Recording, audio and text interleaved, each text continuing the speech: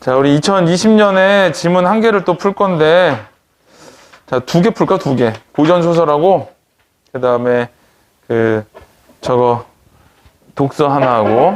자, 우리 독서 앞에 있는 1회 부수법은 했으니까, 지난 시간에. 자, 107페이지 보세요.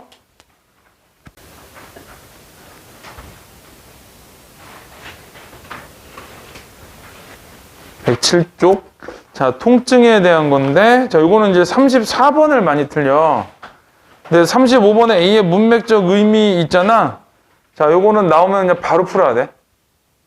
알았지? 이거는 뭐 답은 2번인데 그냥 바로 풀어. 단어 뜻 나오면. 고민하지 말고. 자, 1문단. 자, 그 정리된 거랑 같이 있으니까. 1문단.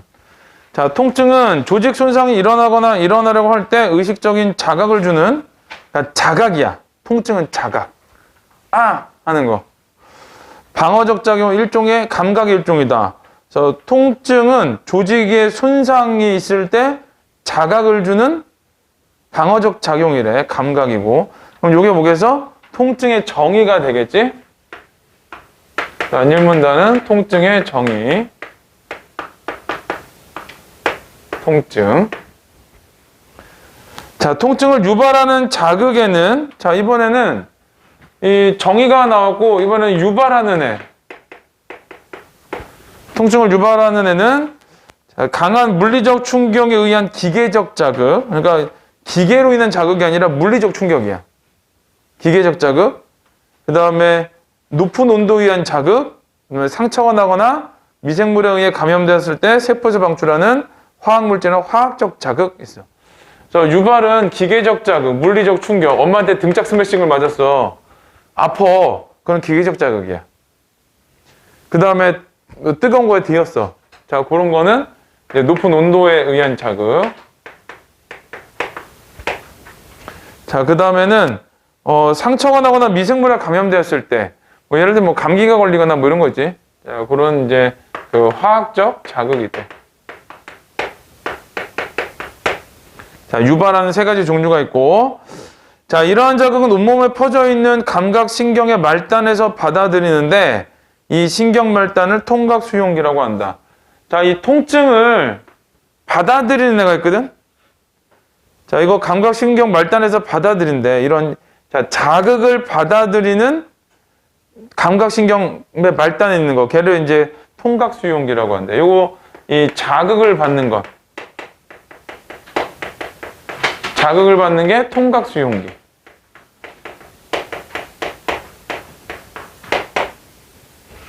이거 뭐 정리한 거는 사실 크게 그건 없는데, 그 2문단 정리하는 거를 좀 잘 보고 시험 볼 때 적용을 좀 해야 돼.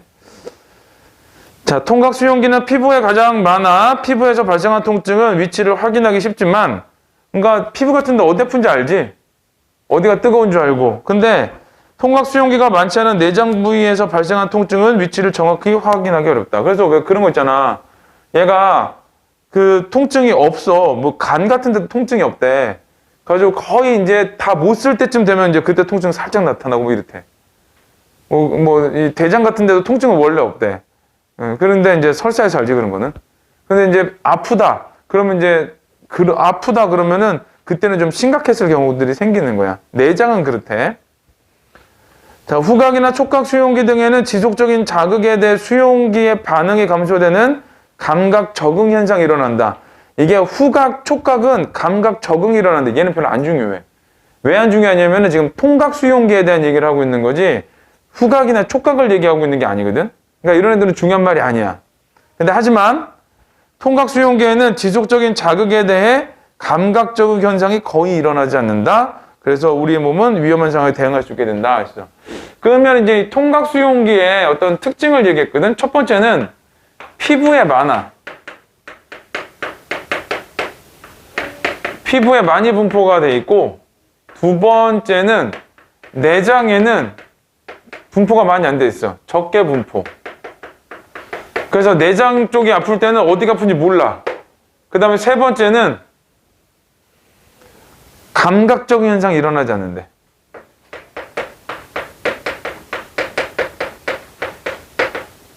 자, 감각적인 현상이 일어나지 않아. 그래서 계속 아픈 거야. 계속 아파. 자, 이제 이문단은, 자, 거기를 읽어보면은, 자, 거기 내가 정리해 준 거 보면은 표로 정리해놨지? 표로 정리? 그걸로 그냥 끝냈거든? 그치? 아닌가? 응, 표로 정리하고 끝냈지? 자, 그거는 그리고 내가 보라색 글씨로 써놨거든? 자, 이제 그거는 이제 앞으로 읽을 때 그런 방식으로 읽어야지 문제가 잘 풀려. 자, 대표적인 통각수용 신경섬유에는 A, 요게 델타래네? 나도 몰라가지고 물어봤어, 사람들한테. A 델타 섬유와 C 섬유가 있다. A 델타 섬유에는 일단은 통각 수용 신경 섬유가 있는데, 그러니까 통각 수용기지? 자, 이 통각 수용기에 종류가 있어. 그러면은 A에 이 델타가 있고, 그 다음에 C 섬유가 있대. 자, 이제 쭉 읽어볼게. A 델타 섬유에는 기계적 자극이나 높은 온도에 자극하는 통각 수용기가 분포되어 있으며, C 섬유에는 기계적 자극이나 높은 온도 자극뿐만 아니라 화학적 자극에도 반응하는 통각 수용기가 분포되어 있다. 예를 들어 여기까지 읽었다 그러면 A 델타 섬유 같은 데다 뭐 동그라미 쳐놓고 기계적 자극이나 높은 온도 줄치고, 그 다음에 C 섬유 같은 데 뭐 네모친 다음에 기계적 자극이나 높은 온도, 그 다음에 화학적 자극 이렇게 줄치면 돼. 근데 갔더니 다시 A 델타 섬유지. 그러면은 동그라미 치고 또 뭐 하다가 헷갈려. 그럴 때는 이제 구분을 하는 거야. 아, 얘는 교차되는 지문이구나 라고 생각을 해서, 자, 이렇게 A 델타 섬유하고 그 다음에 C 섬유하고 이렇게 구분을 하는 거야. 이거를 안 하잖아? 그러면 이제 헷갈려서 이 부분 틀려놓고 이제 그냥 이거는 그냥 눈뜨고 당하는 지문이야. 만약에 이거를 정리를 안 하면. 자, 여기는 기계적, 네, 높은 온도. 자, 여기는, 자, 기계적, 높은 온도에다가, 자, 더하기 화학적 자극까지지? 자, 이렇게 하나. 그 다음에 A 델타 섬유를 따라 전도된 통증 신호가 대뇌 피질로 전달되면 대뇌 피질에는 날카롭고 쑤시는 듯한 짧은 초기 통증. 자, 이번에는 날카롭고 쑤시는 듯한.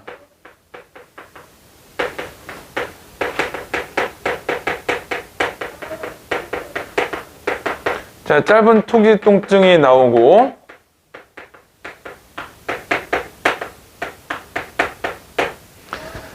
자, 그 다음에 그래서 일어나는 위치를 파악한다. 근데 또 C섬유가 나오지?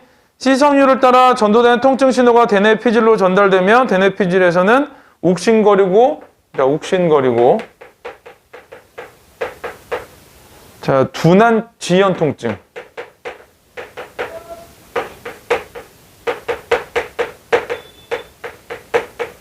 자, 요렇게 이제 통증의 종류, 통증의 차이. 자, 그 다음에 A 델타 섬유는 직경이 크고 전도 속도가 빠르며, 이거는 직경도 크대. 자, 전도 속도가 빠르고. 자, 그 다음에 C 섬유는 직경이 작고, 자, 전도 속도는 느리고. 자, 이렇대.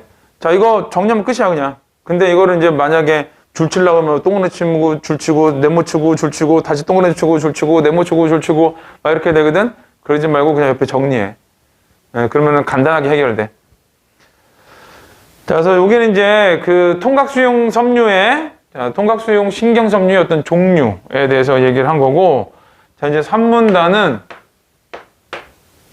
자, 머리 아래쪽에서 발생한 통증 신호의 전달인데, 통각수용기가 받아들인 자극이 전기적 신호로 변환되어 통각수용기와 연결된 1차 신경섬유를 따라 전도된 후 척수에서 나오는 2차 신경섬유를 따라 전도되어 시상을 거쳐 중추인 대뇌로 전달됨으로써 이루어진다. 자, 거기까지 끊어봐야 되거든. 이게 뭐야? 통증 전달 과정이야.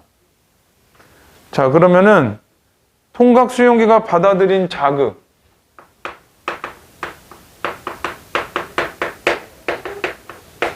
통각수용기가 받아들인 자극이, 자, 전기적 신호로 변환되고,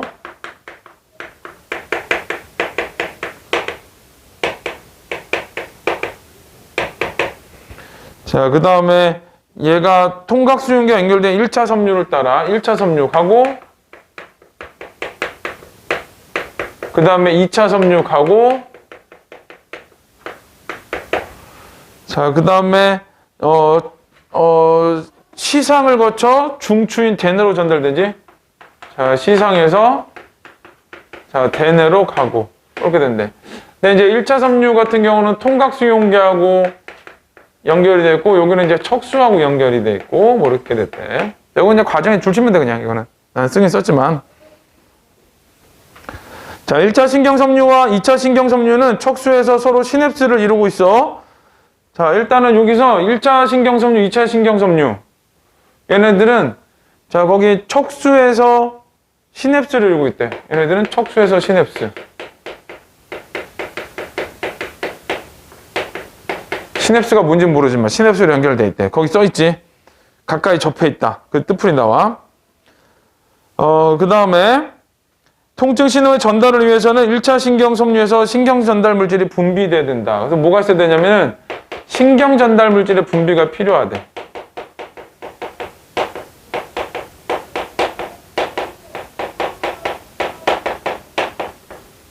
그러니까 1차에서 2차로 갈 때 얘가 있어야 돼. 자, 신경 전달 물질인 글루탐산은 자, 글루탐산이 나오지. 1차 신경 섬유 말단에서 분비돼요. 이게 1차 신경 섬유에서 분비돼서 2차 섬유로 가거든. 그게 이제 신경 전달 물질이야. 그 중에 이제 대표적인 거 하나를 뭘 가지고 왔냐면은 글루탐산을 가지고 온 거야. 자, 글루탐산을 가지고 왔고, 자, 이거는 AMPA 수용체 및 NMDA 수용체가 결합해서 수용체를 활성시킨대. 자, AMPA하고 NMDA하고 결합한대. 그런데 NMDA 수용체는 마그네슘 이온에 억제되어 있어 소량의 글루탐산에는 AMPA 수용체가 먼저 활성화된다. 자, 이제 순서가 나오겠지? 글루탐산 있어. 그러면은, 자, AMPA 수용체와 결합해.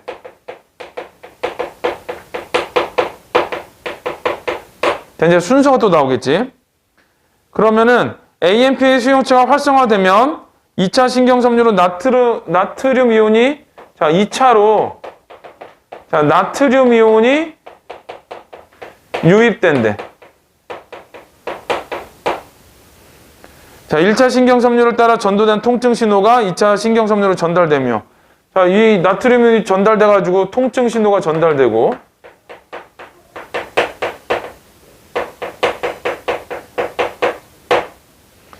자, 통증 신호는 시상을 거쳐 대뇌피줄로 전달된다. 그럼 이제 시상에서 대뇌피줄로. 자, 여기서 보면은 사실은 뭐 쓰긴 쭉 썼지만 실제로 중요한 건 어디냐? 앞에가 아니야. 얘가 중요한 거지, 여기. 여기서 어떻게 연결되는가 중요해. 그거 여기 얘기야. 그래서 AMPA 수용체가 글루타민산에 나와 1차에서 수용체가 결합해 2차에서 나트륨이 유입돼 통증 신호 전달되면 시상에 대뇌피줄로 간다. 이런 건 크게 중요한 게 아니야. 자, 근데 뒤를 계속 읽어볼게. AMPA 수용체에 의해 나트륨 이온이 유입되면 뒤이어 NMDA 수용체도 활성화되어 나트륨 이온뿐만 아니라 칼슘 이온도 유입된다. 잘 봐야 돼. 자, 어디냐? 여기야. 나트륨이 유입되잖아? 그럼 요때 자, NMDA 수용체도 자, 요게 이제 활성화돼서 자, 그러면 얘도 어떻게 되냐면 그 밑에 칼슘 이온도 유입된대. 그러니까 나트륨도 유입되지만 칼슘 이온이 유입돼. 칼슘 이온 유입. 자, 이 경우 칼슘 이온은 대뇌피줄로 인해 통증 신호 전달은 일어나지 않지만 여기는 이제 통증 신호 전달은 세모 쳐야 돼. 통증 신호 전달은 세모 치고 얘는 안 일어난대. 통각 수용기의 민감도가 높아져 약한 자극에 대해서도 통각 수용기가 예민하게 반응하게 돼. 어떻게 된대? 민감해진대. 예민하게 반응. 이거 칼슘 이온이 되면 아픈 건 안 나오지만 자, 예민하게 반응하게 된대. 그래서 이제 글루탐산에 의해서 NMDA 수용체가 결합했을 때 그리고 결합하다가 나트륨이 유입되면 NMDA 수용체가 활성화되거든. 자, 그때 각각의 과정들이 이렇게 나온 거야. 자, 그 다음에 4문단은 자, 신경전달 물질 서브스턴스 P 이번에는 다른 신경 전달 물질이 나오는 거지. 자, 서브스턴스 P가 있는데, 자, 1차 신경섬유 말단에서 분비되어 2차 신경섬유에는, 이거 똑같아. 1차에서 분비돼서 2차로 가는 건 다 똑같은 거야. NK 수용체를 활성화시킨대. 자, 요거는 NK 수용체 활성화.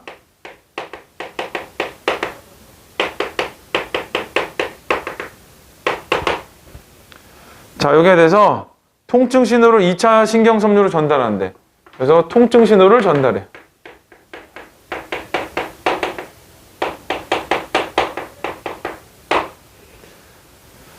자, 그 통증 신호는 시상을 거쳐 대뇌 퓨질로 들어가 통증을 느끼게 하고, 자, 그럼 당연히 통증 신호 전달되니까 통증을 느끼겠지.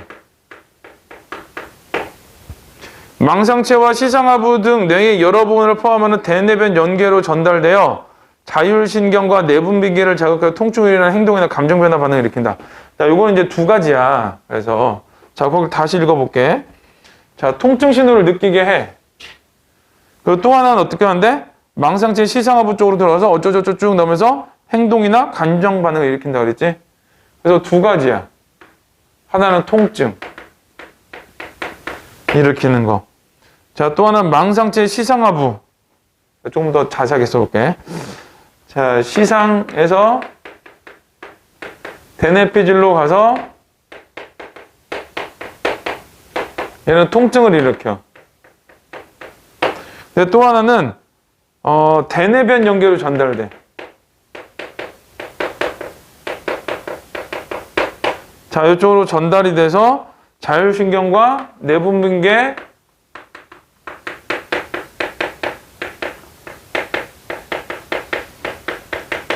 자, 요거를 자극해서, 자, 통증이 아니라 행동이나 감정 반응을 일으키는 거야. 행동, 감정 반응. 이 짧아도 강렬한 지문이라고 하지. 버릴 거 없는 지문. 버릴 게 별로 없어. 쓸데없는 말에다가 막 설명 나오고 이래야 되는데 그런 게 별로 없어.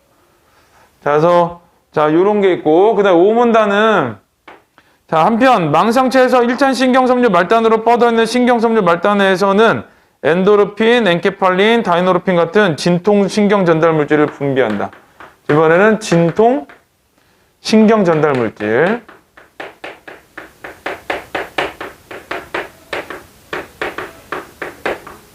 자, 그러니까 이 신경 전달 물질이 3개가 나온 거지. 여기 앞에서는 글루탐산 하나. 얘 네모쳐도 되는데. 자, 글루탐산 하나. 그 다음에 서브스턴스 P 하나. 그 다음에 진통신경 전달 물질 하나. 이렇게 나와. 자, 이 물질은 1차 신경섬유 말단에 있는 아편 수용체와 결합하여, 얘는 아편 수용체와 결합한대.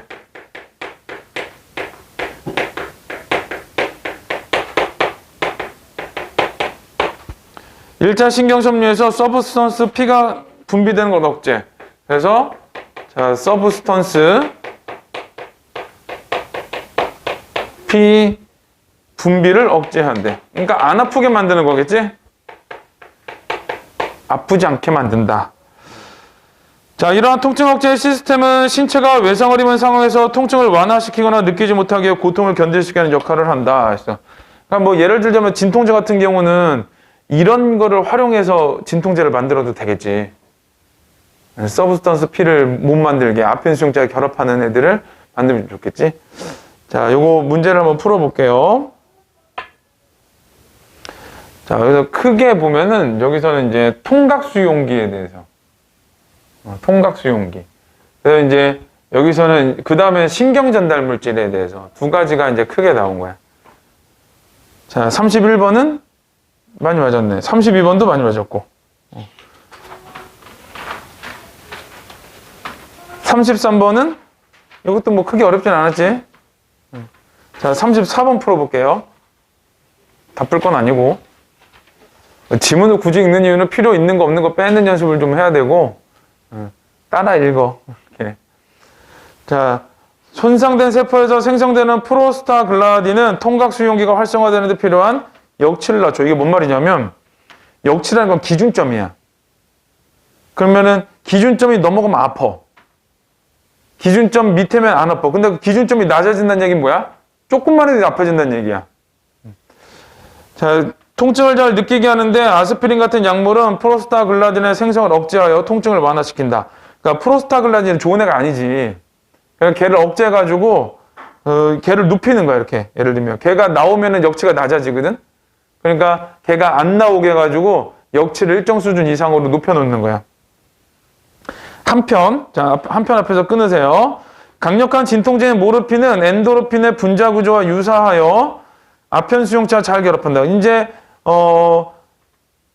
그 모르핀은 아편 수용체하고 결합한대. 자, 하지만 중독성과 부작용이 심해서 통상적인 진통제가 효과 없을 때 투여하는 최후의 진통제로 쓰인다. 그래서 자, 거기 보면은 그 아스피린은 프로스타글라딘의 생성을 억제해서 역치를 올려놓는 거고. 자, 두 가지가 나오지. 쓸 데가 없네. 자, 일단은 여기 써볼게. 아스피린.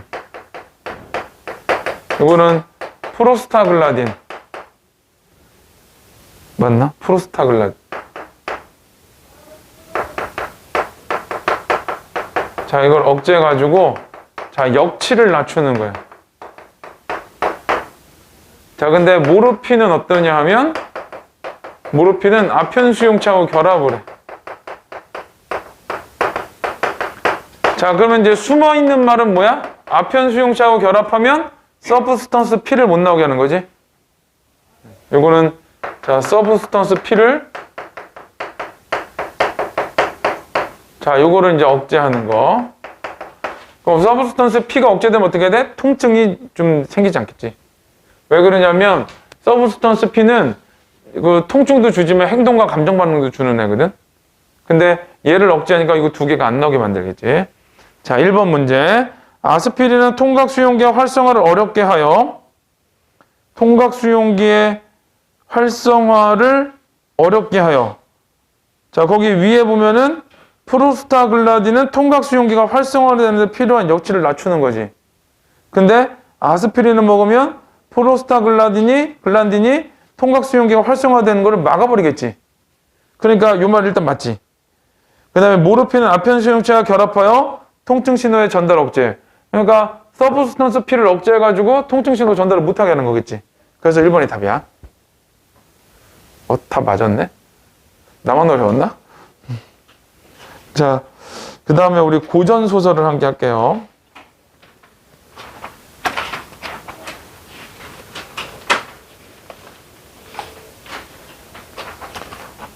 김인양전을.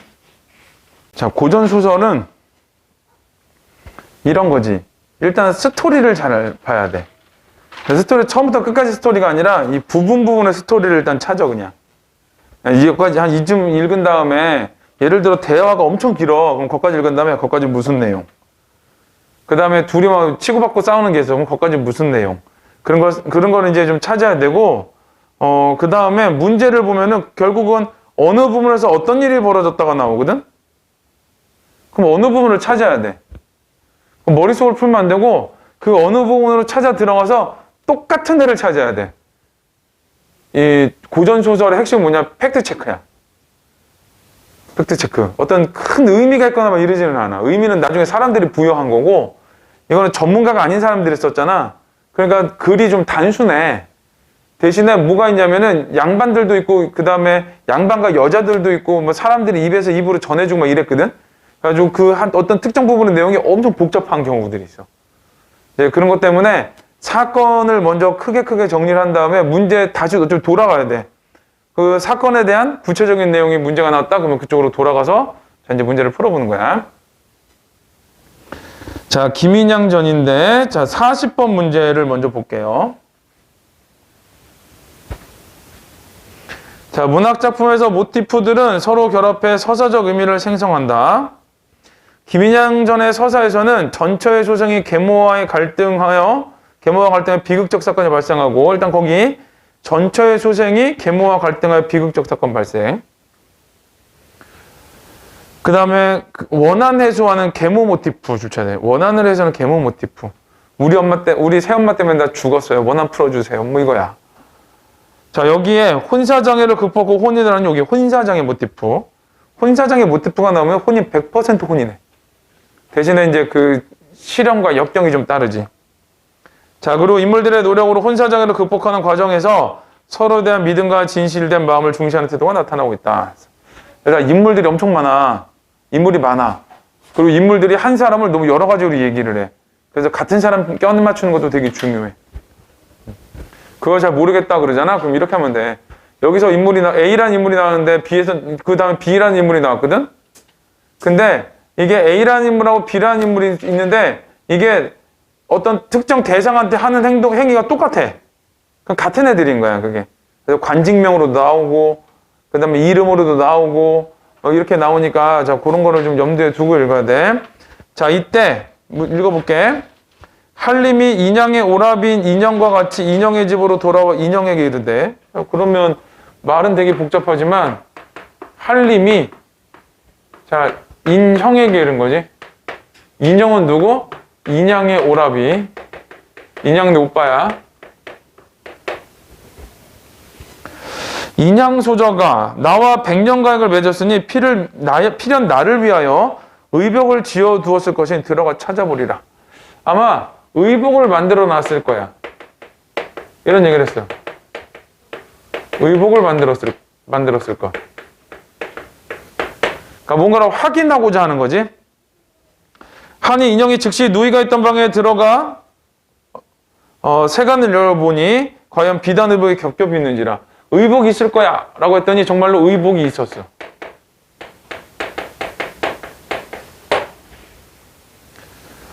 자, 인형이 일장 통곡하다가 가지고 나와 한림께 드리니 한림이 의복을 받아보고 더욱 슬픔을 견디지 못해 눈물이 오게 적시더라. 결국 뭐야? 의복이 있어. 그랬더니 한림과 인형이 자, 슬퍼하는 거지. 아이고 내 동생, 아이고 내가 사랑하는 사람. 이렇게. 자, 수품 제도를 자세히 살펴보고 칭찬할. 수품 제도는, 수품은 솜씨, 제도는 형식, 이런 뜻이거든. 이게 그 삼위인곡에 보면은 수품은 물론이거니와 제도는 가자시고 이런 말이 나와. 자, 아깝도다. 이 제주를 어디 가서 다시 볼꼬 하며 탄식하다가 인형을 작별하고 집으로 돌아오니라. 그래서 이제 인형을 작별하고 집으로 들어왔대. 누가? 한림이. 그러니까 지금 중심 인물은 한림이야. 한림이 인형의 집에 가서 아마 인형이 내 의복을 만들었을 거야. 그리고 그걸 확인했어. 그리고 겁나 슬퍼했어. 자, 한림이 저녁을 먹은 후 노곤함으로 일찍 취침하더니 비몽사몽간에 인양소저 소매로 낯을 가리고 한림 앞에 제비하고 여쭈되. 이번엔 또 한림하고 누구하고 만난 거야? 한림하고 인양이 또 만났지? 꿈에서. 자, 인양이 한림한테 하는 말이야. 한림은 나를 모르시나이까? 첩은 다른 사람이 아니라 심천동에 가서 인양의 혼백이로 소리다고. 인양의 혼백이래. 가련한 혼백이 의지할 곳도 없고 위로하여 줄 사람도 없어 슬픔을 이기지 못하였었더니 내가 죽어서 너무 오랬는데 천만의 한림의 덕택으로 충문까지 읽어주시고 원혼을 위로하여 주시니 귀신이라도 어찌 그 은혜를 모르리오니까. 그래서 원한을 풀어줘서 고마워. 일단은 감사. 제문에 하시기를 죽은 귀신이라도 한림 때 귀신이라 하시오니 이게 그러니까 인연을 맺었나 봐. 그러니까 네가 비록 죽었어도 우리 집안 여자야. 이런 얘기를 한 거야. 그랬더니 그 은혜를 어찌다 측량하며 화해 같은 덕택을 입사와 첩이 전생의 죄 중에서 일찍 모친을 이별하고 계모의 누명을 애매히 쓰고 죽사와 철천지한 서른할 낀이 없었더니 거기 죽쳐야 될 것 같지? 왜 죽었나? 계모의 누명을 애매히 쓰고 죽사와 철천지에 서른할 낀이 없었더니 이 사람 한 맺혔어. 누구 때문에? 계모 때문에. 계모 때문에 죽었거든. 명철하신 성주님을 만나 원수를 갚섰고 또한 한림이 금이 환영하사 원혼을 위로하여 주셨사오니 이제는 한이 없는지라. 한이 맺혀 죽었거든. 자, 근데 그 원한을 풀었어. 한을 풀었고. 자, 한림은 저를 재생코자 하시거든. 야, 너 혹시 나 다시 살길 바라면 이런 얘기야. 하늘의 축수화와 금생전문을 이루게 없어서. 거기도 죽쳐대. 한림은 저를 재생코자 하시거든. 하늘의 축수와 금생전문을 이루게 없어서. 이게 뭐야? 자신을 재생하게 하는 방법에 대해서 알려줬지. 첩의 모친은 옥황상제께 상소하시옵었고 첩은 염라대왕께 발언하였사오니 한림은 진심을 없어서 너 진심으로 제사 지내서 나를 나 살게 만들어줘. 이런 얘기야. 하며 눈물을 흘리고 나가거늘 한림이 언덕에 미끄러져 깨니 꿈이라. 그래서 요거는 뭐야? 꿈.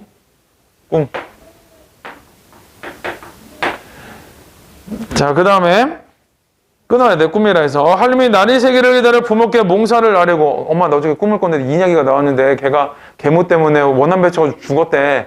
그래서 내가 걔 원한을 좀 풀어줘야 되고, 그 다음에 걔가 살 수 있는 방법은 이런 거래. 그러니까 내가 그거 좀 해야겠어. 뭐 이런 얘기를 했겠지. 자, 그랬더니 일가 친척과 원근 제족 모든 가족을 모으고 각처의 법사를 불러 삼천동으로 나아가니 산천은 첩첩하고 녹수는 잔잔한데 무쇠소리 사람의 심해를 돕는 듯 하더라. 그러니까 이제 이거는 말이 되게 길지만 결국은 간 거야. 제사 지내러 갔다야. 삼천동에 나달아 묘전에 제물을 차려놓고 모든 중들이 가사를 입은 후 하늘께 축수자매 옥황님을 불러 축원하고 옥황상제님은 살피사 불쌍한 김낭자를 다시 회생케 하옵소서 하며 무수히 축원하고 김낭자가 지부의 왕께 발언하였나이다. 만일 회생하면 어찌 황천우토께서 모르시나이까. 이와 같이 지성껏 축원하더니 정성이 하늘에 사무치더라. 하고 싶은 말은 걔지. 이와 같이 지성껏 축원하더니 정성이 하늘에 사무치더라. 다음날 일어나고 자초지종을 설명한 다음에 뭐 한 거야? 제사 지내러 간 거지. 그래서 자, 그 뒷부분에서는 자, 그 꿈이라 뒤에서 있는 말들은 그 심천동에 가서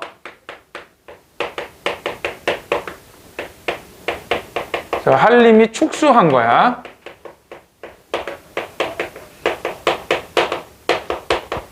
자, 요 얘기. 좀 줄이면서 읽어야 돼.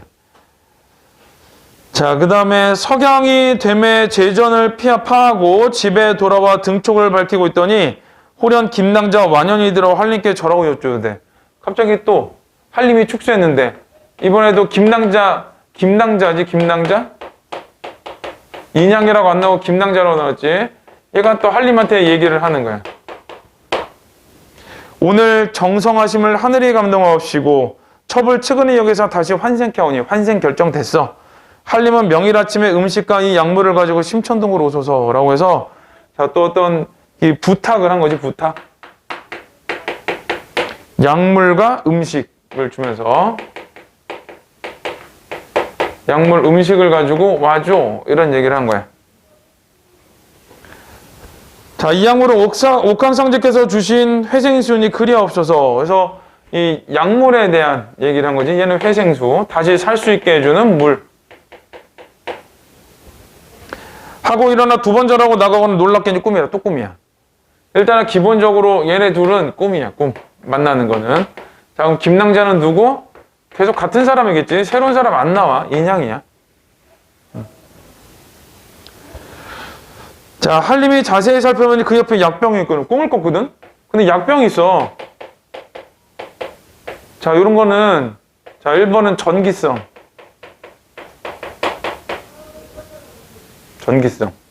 두 번째는 꿈과 현실을 연결하는 매개체.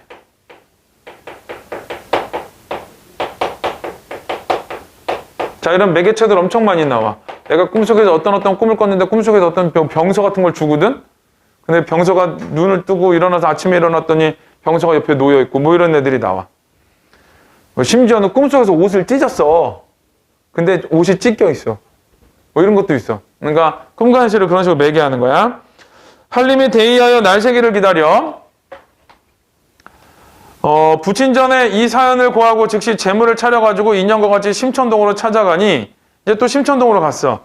낙라장 속은 희색 기쁨빛을 띄어 한림을 반기는 듯 산간의 두견새는 한림을 부르는 듯 비금주수는 뭐 나는 새와 뛰는 뭐 짐승 이런 뜻이거든. 그러니까 모든 짐승들이 모두 다 임을 보고 환영하는 듯 하더라. 그러니까 뭔가 기쁜 빛이 지금 띄고 있는 거지. 다 나를 반가워하는 것 같아. 한림 일행이 심천동에 당도하여 묘전에 제물을 차려놓고 분양 재배한 후 제문을 읽으니 제문하였으되. 자, 이제 약병이 있었고 그 다음에 다시 이제 제사를 지내러 갔어. 자, 제사를 지내러 갔는데 그 제문하였으되 유세차 무념보월 모일에 감소구는 감히 밝혀 아렘, 감히 밝혀 아뢰니 한림은 옥황상제전에 일배주로 축원하오니 불상온 김낭자를 다시 회생케 하옵시면, 자, 거기 줄 쳐야지. 불상온 김낭자를 다시 회생케 하옵시면. 결국 이 글의 중심 내용은 뭐야? 억울하게 죽은 김낭자 인양이를 다시 살리는 게 중심 내용인 거야. 계속 그 얘기 나오잖아. 자, 미진한 인연을 다시여 백령동락으로 지낼까 오니 복원 목항창제님은 다시 회생케 하옵소서 하며 빌개를 무수히 한 후 재물을 파하고 다시 재물을 차려 묘전에 버려놓고 재배한 후 충무를 읽으니 하였으되 유세차 무년몰 모일에 한림 유성유는 일배주를 김낭자 좌에 올리나니 흠양하옵소서.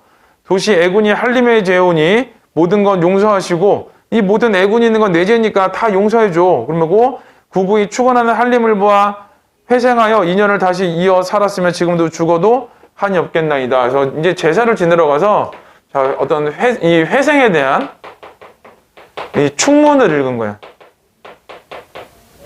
다시 살게 해주세요. 라고 하면서 하고 즉시 인연과 같이 분묘를 헐고 신체를 보니 목과 얼굴이 조금 더 썩지 아니하고 인양과 동생 이남이 자는 듯 하거늘 한림이 즉시 회생수를 뿌리니 얼마의 숨을 휴우시고 두 소조 서로 돌아눕는지라 했어. 자, 회장 충문을 읽었고 그 다음에 무덤을 팠고 무덤 판 후에 회생수 뿌렸고 그랬더니 거기 한 명이 아니고 두 명 있었지. 자, 두 여인이 살아났어. 요런 건 전기성.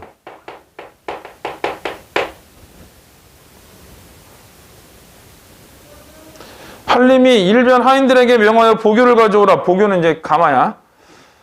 두 소자를 태워가지고 기뻐 어쩔 줄을 몰라요 집으로 돌아오니라. 이때 유공부부 한림을 심천동에 보내고 궁금히 여기더니 이윽고 하인들이 보교를 메고 돌아오는지라. 유공이 물어봐. 뉘댕 내행을 우리 집으로 모시는데 야 누구네 건데 우리 집으로 와? 그랬더니 하인들이 여쭈오되 댕내 행이용이다. 이 집에 오는 건데요. 그래. 유공부부 즉시 보교문을 열고 보니 두 소자 앉았거늘 이때 한림이 들어와 전후 수마를 고하고 즉시 방에 불을 더웁게 떼고 소저를 누인 후 한림이 친히 사지를 주무르니 얼마 후에 두 소저 정신을 차리는지라. 이제 그 다음에 이제 살아난 거지. 살아났다는 얘기 이렇게 길게 쓴 거야. 뭐 가마를 타고 와가지고 그 네 집 내행이냐라고 하고 했더니 니네 집 내행이에요 하고 그 다음에 불을 떼고 그랬더니 살아났네? 이런 거야. 결국은 뭐야? 살아났네지. 자, 유공부분며 한림과 인영이 매우 기뻐하여 그 즐겸 이루 측량하지 못할러라. 노부인이 즉시 의복을 갈아입히니 전일 보던 인양과 이남이 조금도 다름이 없더라. 이 소문이 평안도일경에 자자하니 일가 친척들이 신기하게 여기면 물론이요 이름에 노소 부인이 구경 오는 자가 구름 같더라. 인영이 두 누이의 손을 잡고 눈물을 흘리며 지난 일에 대한 회포를 이기지 못해 못내 좋아라 춤을 추더라. 그러니까 얘가 살았으니까 다 기뻐한다 이런 뜻이야. 이런 식으로 좀 정리를 해야 돼. 그 얘기잖아. 살아서 기뻐했다. 이러고로 세월이 여류하여 흘러서 어원과 원료가 지남에 유공부부 즉시 장승지 댁에 통혼하여 인영을 혼인시키니 장소저의 아름다운 태도가 선녀 같은지라. 유공이 즉시 또 택일하여 한림과 인양소저 혼례를 지낼새 일가 친척이며 동네 남녀 빈객이 인산이를 이루었더라. 그래서 두 여인이 살아났고 그래서 한림과 결국에는 인양이 혼인을 했고 뭐 이런 내용 나온 거지. 그러니까 크게 어려운 내용은 없어. 물론 복잡한 것도 있는데 이제 이런 게 복잡해. 그냥 한마디만 하면 될 거를 그냥 주저리 얘기하는 게 어려운 거지. 자, 39번 윗글을 읽고 이해했네요. 인영은 한림과 달리 인양의 옷을 지은 솜씨에 감탄했다는데 자, 이런 거는 이제 찾아야 되는 거 아니야. 거기 하나, 둘, 셋, 넷, 다섯, 여섯, 일곱, 여덟 번째 줄.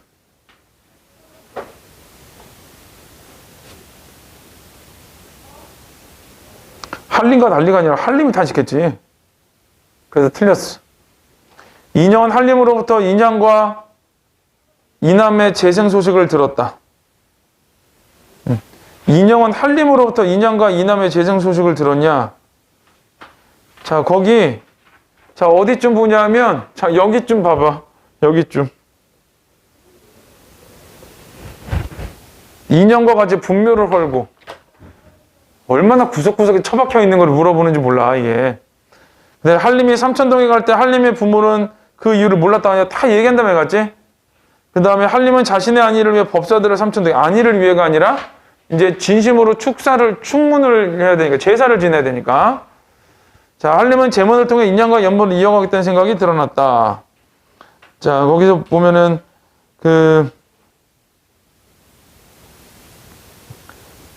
어딨냐면, 자, 거기에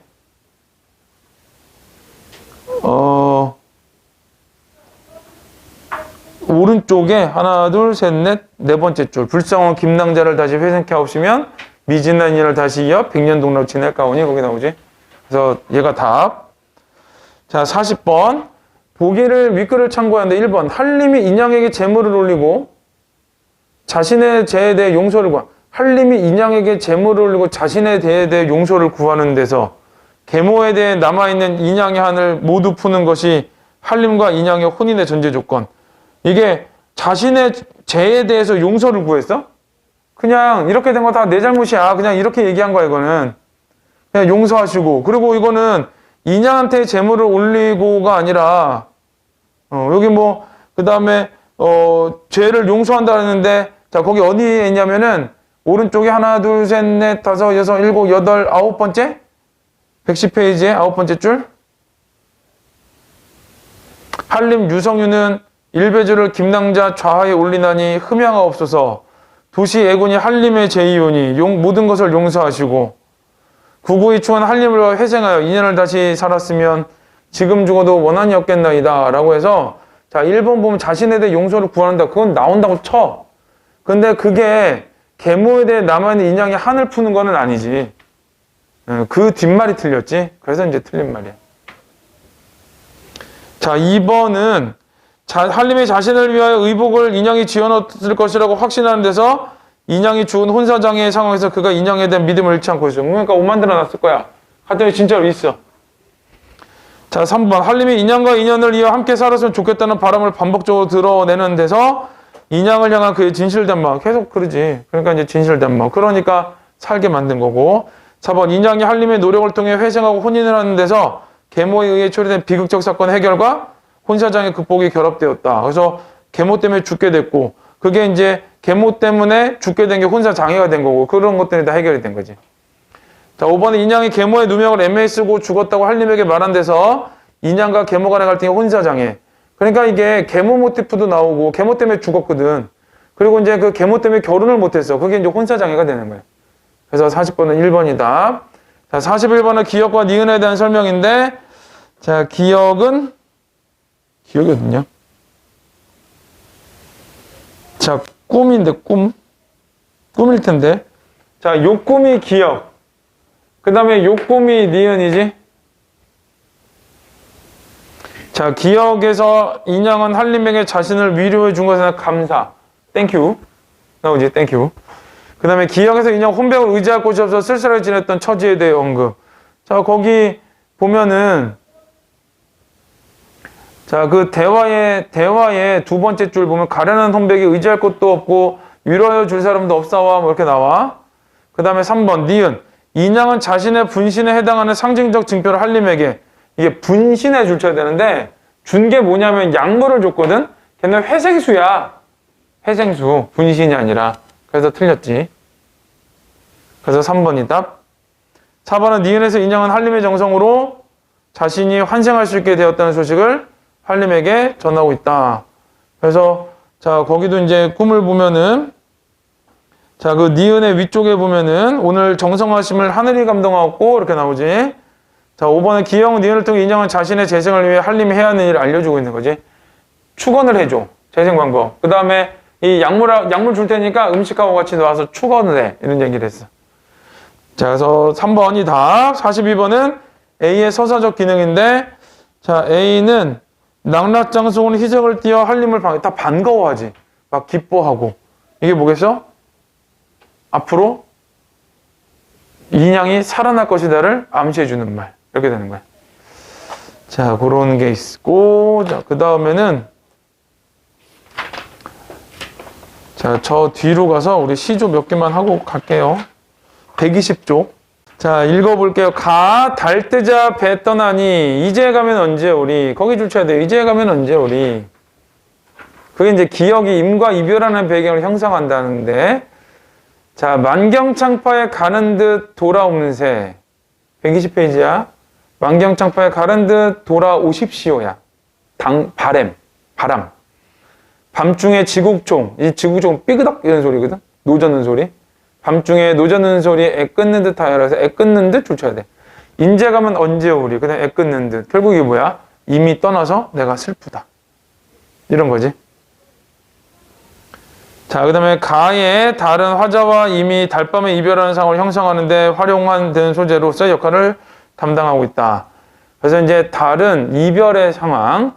자, 다음으로 애정시조에서 달은 화제 정서를 불러일으키는. 그럼 이제 나는 정서를 불러일으키는 거거든. 객창에 돋는 달에 두견이만 우지진다. 객창에 돋는 달에 두견새가 우지진데 엊그제 임여이고 엊그제 임여이고에 줄쳐야지. 엊그제 임여였어.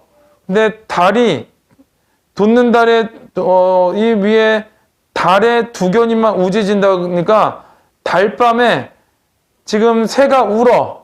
근데 내가 엊그제 임과 이별했어. 거기 하물며 객리, 객지에 있는 동안 임과 이별했어. 그래서 밤중만 난간에 의자에 지는 달만 점점점 쳐다본다. 이 정도 되겠지. 그래서 여기는 엊그제 님여이고 줄쳐야 돼. 그리고 지는 달만 하고 생략되는데 지는 달만 쳐다보면서 슬퍼한다. 뭐 이런 의미가 되겠지. 자, 다 주렴에 비친 달과 멀리 오는 옥적, 옥피리 소리 천수만한을 내어이 돋아난다. 천수만한. 천 가지의 근심과 만 가지의 슬픔이란 뜻이거든. 슬픔이지. 슬픔이야 그냥. 천리에 여기 줄쳐야 돼. 임 이별하고 잠 못 들어 하느라. 이것도 주렴에 비친 달과 멀리 오는 옥적 소리가 있는데 그게 그 천수만한이 너 왜 돋아왔니? 이랬거든. 내가 슬픈데 달 너 왜 왔어? 그래서 네가 돋아서 내가 임에 대한 이별한 임에 대한 생각이 나서 그 생각이 나서 잠 못 들고 있어. 이런 얘기를 한 거야. 자, 서정시에서는 특정 소재가 화자의 감정을 촉발하는 경우가 있는데 나와 다의 달이 그러한 기능을 하고 있다. 그러니까 나와 같은 경우 달 보고 임여인 생각, 다도 달 보고 임여인 생각을 하게 되었다. 이런 뜻이야. 자, 즉 나와 달의 달은 이미 발생한 이별의 상황과 결합하여 여기 줄쳐야 돼요. 화자의 수심을 불러일으키는 요인. 달이 뜨니까 이별한 임이 생각나. 그래서 슬퍼. 이런 얘기야. 또한 애정시조에서 달은 이미 부재한 상황에서 화자와 임을 이어주는 기능. 이제 이어준대. 내 마음 버여내어 잘라내서 처달을 맹글고자 만들고 싶구나. 구만리장천에 번듯이 걸려있어. 내 마음이 달이 된 거지. 그래서 구만리장천에 걸려서 여기 줄쳐야 돼요. 고운님 계신 곳에 가 비추어보리라. 그러니까 내 마음이 달이 돼서 임 계신 곳을 비춰주고 싶다. 이렇게 돼. 그러니까 이제 임과 이어주는 기능이 되겠지. 저 달은 내 마음을 비춘 곳. 이렇게. 자, 마는 달아 밝은 달아 님의 창전 창문 앞에 비친 달아 꽃 같은 우리 님이 앉아 있더냐 누워 있더냐 저 달아 내 본대로 일러라 소식이나. 그래서 야 달아 우리 님 어떻게 있어? 네가 본대로 한테 말해줘. 이런 거지. 그러면 이제 여기에서 달은 임의 소식을 전해주는 소재로서의 달. 이렇게 돼. 자, 밑에 읽어보면 달은 문학적 상상력을 바탕으로 화자와 임 사이를 정서적으로 이어주는 역할을 한다. 달은 서로 다른 공간에 있는 두 사람을 동시에 바라볼 수 있고 왜 달은 하나거든. 그러니까 누구나 같은 달을 보게 되는 거야. 또 두 사람을 동시에 비춰줄 수 있다. 그래서 라와 마의 화자는 자 여기 줄쳐야 돼. 임과 떨어져 있지만 임 역시 어느 곳에든지 달 아래 있을 것이라고 줄쳐야 돼. 그래서 저 달하고 나도 보는 달을 임이 봐. 그래서 그 달 사이에 어떤 우리 둘이 똑같은 달을 보고 있다라는 그 어떤 연결점, 요거를 보게 되는 거야.